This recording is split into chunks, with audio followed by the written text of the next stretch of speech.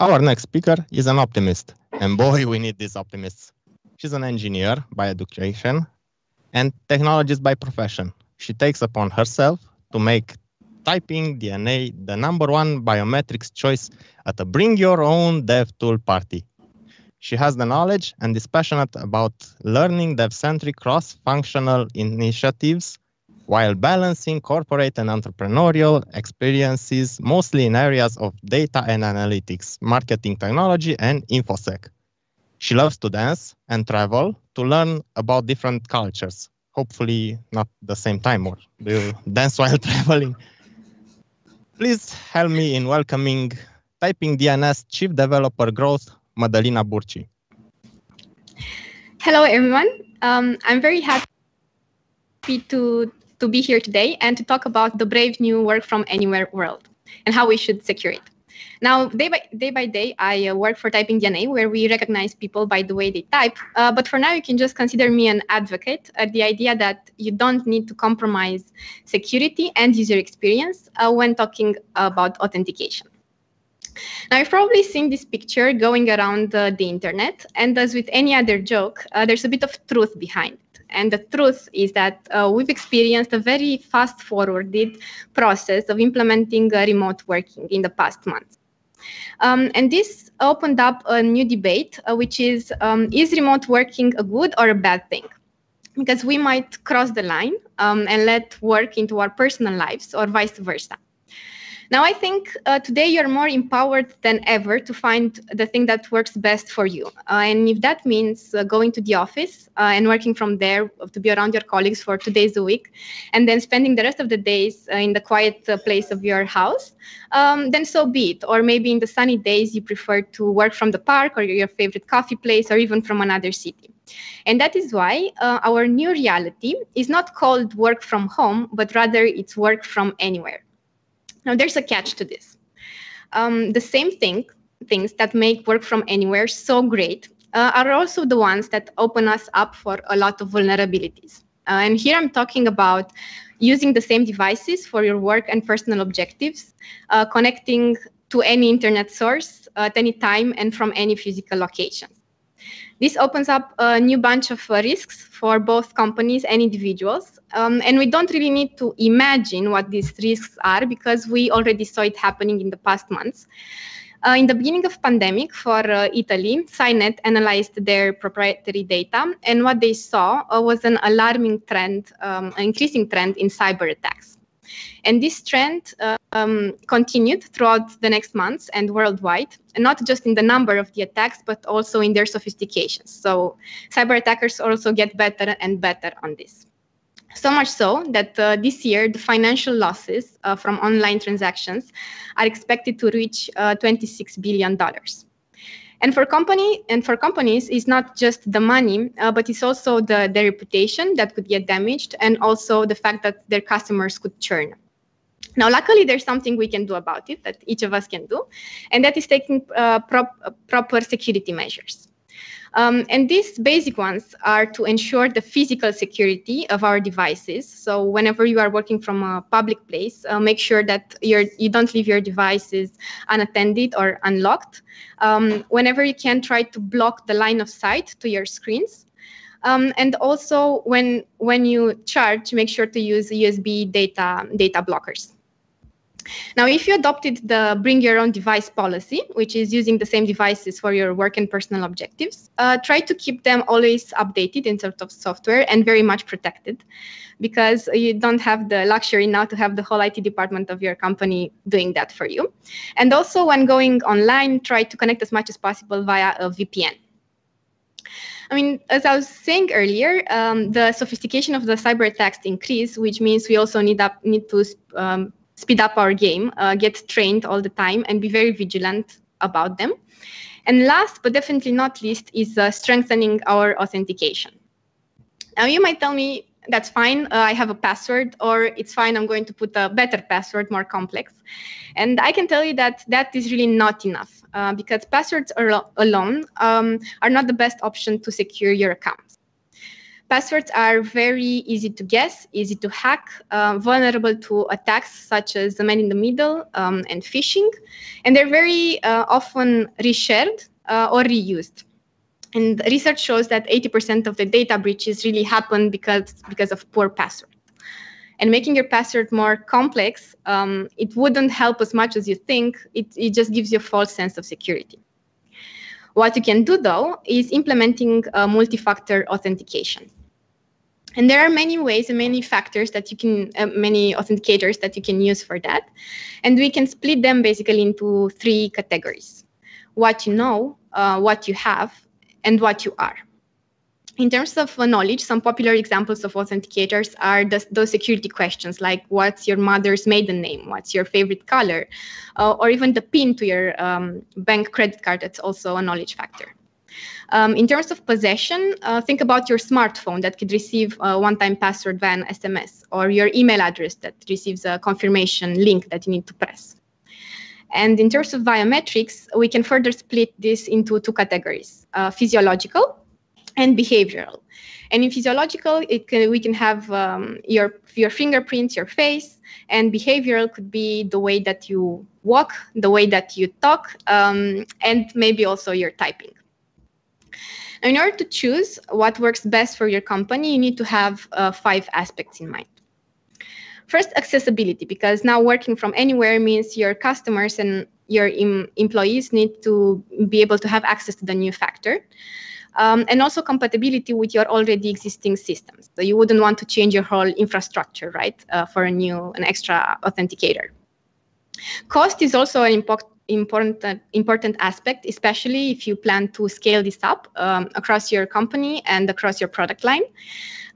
Security, of course, that's I think the most important one, especially if you're dealing with high levels of risks.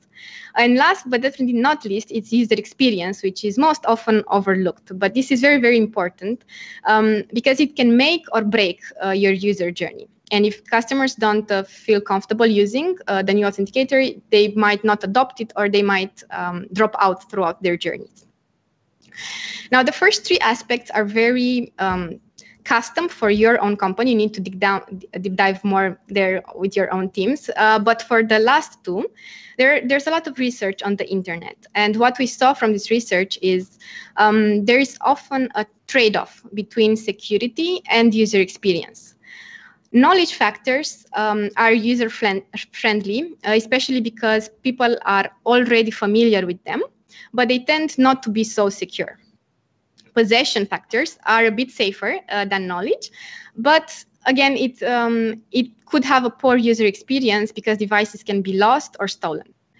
And biometrics from all of these 3 have the safest option, are the safest option basically, but because they require a bit of a more user interaction, they could have, again, a poor user experience. And considering all of this, I would like to deep down a bit into biometrics. This is a very promising market and growing market. It's expected to reach $26 billion this year. And we also see a change in attitude from consumers. More and more users are using already or are very comfortable using it in the near future.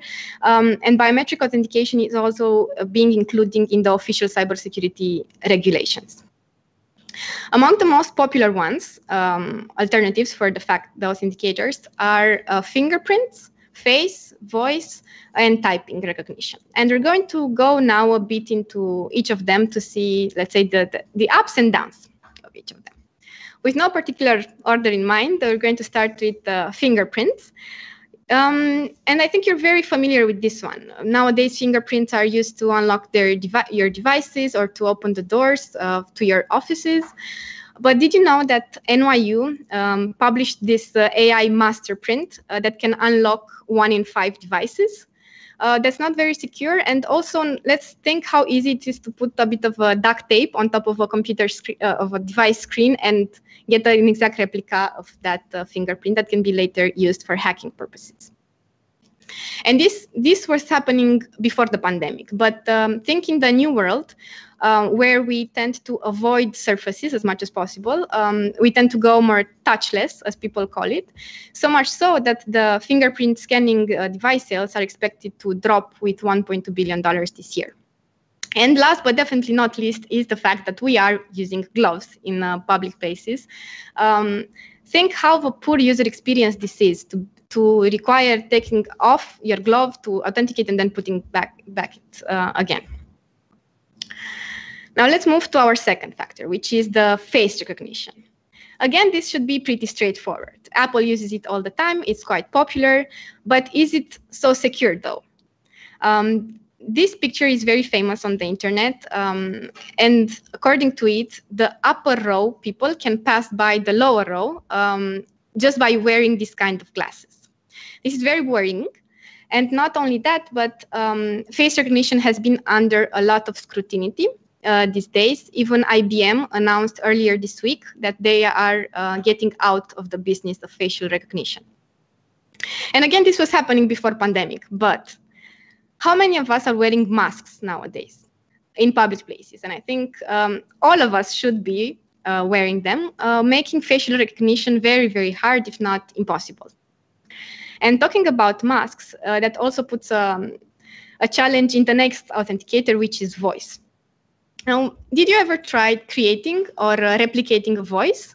It's not so hard nowadays. There are a lot of available tools out there. The tools are created with the best intentions in mind, but they could be leveraged also for some malicious purposes. And when we're talking about the work from anywhere world, besides the masks, you also have the fact that you cannot always control your background noise, especially if you're in a public place. And that background noise can interfere with the accuracy of your authenticator. But how pleasant is it to really shout a text or a password in front of your device? Not so much so. And we see a preference of people to switch to written communication more than voice. So around 2014-15, there's been a switch. And since then, people have a very prominent preference to write and to type more than to talk. And as Generation Zs and millennials are taking over the workplaces, this preference is also reflected in the way that they authenticate. Which brings me to the fourth and last authenticator on our list, which is typing. Among the four of them, I think it's also the less known, so I'm going to spend a bit of more time here. In case you didn't know, your typing is unique, and it can be used to identify and authenticate you. This has many benefits, advantages. It's very secure. It's also in line with the latest regulations, cybersecurity regulations, and it's very user-friendly. This can run in the background without interrupting the user journey, or at least not making it unpleasant. It also adapts as the user behavior evolves over time, and it can be integrated basically on your laptop, your mobile browser, your app, basically anywhere that you require to type something. You don't need additional hardware or software, just your regular keyboard, and that's it. You're going to ask me now, what's the catch of this authenticator? And my answer is, there is no catch to this one, or at least not one that I'm aware of. And don't take my word for granted, see it for yourself by leveraging the resources that we have available at Typing DNA. We are one of the top players in the biometrics market, especially in the field of typing biometrics. And we want for the world to know and to use it. That's why we prepared a lot of free and self-served resources, such as demo, written documentation, tutorials. And we also give you free accounts using that custom link in case you want to give it a try and integrate it in your own project. We'd be very happy to get your feedback and your thoughts on the solution. So please reach out to us via the virtual booth, or maybe later after the event. That's why I also put here my contact information. And my colleague Laura did yesterday a talk on the security stage, a tutorial of how to integrate typing biometrics. So make sure to check that out as well. And since our company is growing because the world needs typing biometrics more than ever, we also encourage you to check out our careers page for more details. Now, I see we have some time left. We're going to go to questions in a moment. But before this, I want to thank you for your attention and to leave you with a final thought. The name of this presentation was not chosen at random. It's actually a reference to Huxley's novel Brave New World. That's a dystopia where technology took over humanity.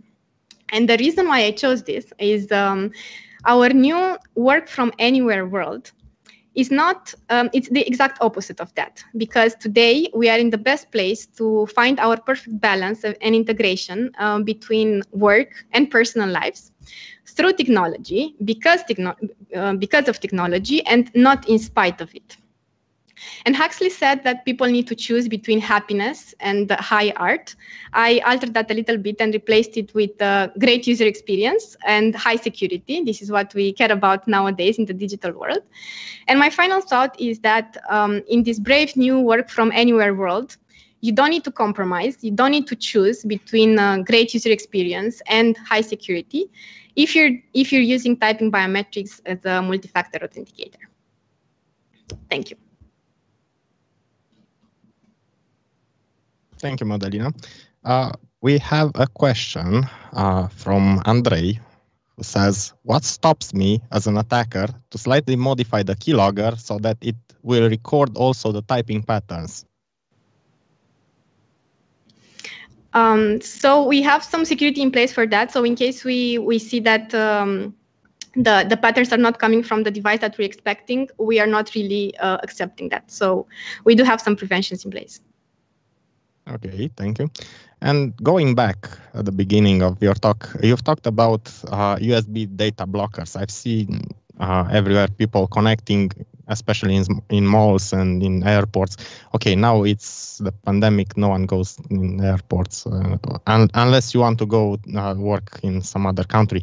But otherwise you don't go in airports and in malls. But can you recommend any specific device for data blockers? Because everyone is connecting their device directly to the plug in the whatever, the wall plug or bench plug or whatever there is.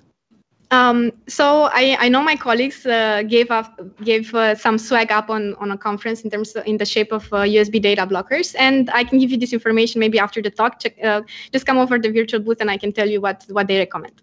Okay, so everyone should go there and see what data blocking devices they offer. Okay, and this and Wi-Fi, free Wi-Fi for everyone is also a problem with bring your own device right now in every company. Yes, regarding the yeah, sorry. That's true, and that's why exactly why we recommend connecting via VPN. Yeah, so but not just going directly on the Wi-Fi. Not over a free VPN, because free VPNs may sell your data or abuse your data or something like that. They might do it, so that's why you need to be very careful when choosing which VPN you decide to use. Okay, another question came in from Dorian. What about iris scanners? Is this the most secure option until now? Iris scanners are more secure, for sure, than facial recognition. They are also a bit hard to implement, like in terms of hardware, they're a bit harder and more expensive. So if you decide to go for that one, of course, your security and accuracy are going to be higher, but you also need to consider the other factors involved, like costs and the easiness of implementation. And I guess because we all wear masks, not here in the studio and not on this virtual stage, but as we go outside, we all wear masks, and with face recognition, it's quite hard to identify you, especially if you try to check your shopping list in the supermarket and you have to type in the...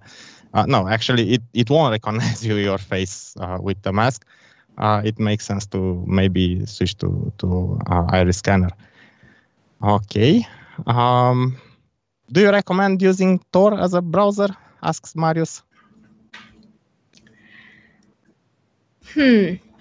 That's a good question. I personally have no opinion on that, but I'm sure if Marius wants to talk more and get a debate and see the pros and cons and take it over, we can have a debate at the Typing DNA virtual booth, and I can bring in also some of my colleagues that might have an opinion on that. Okay.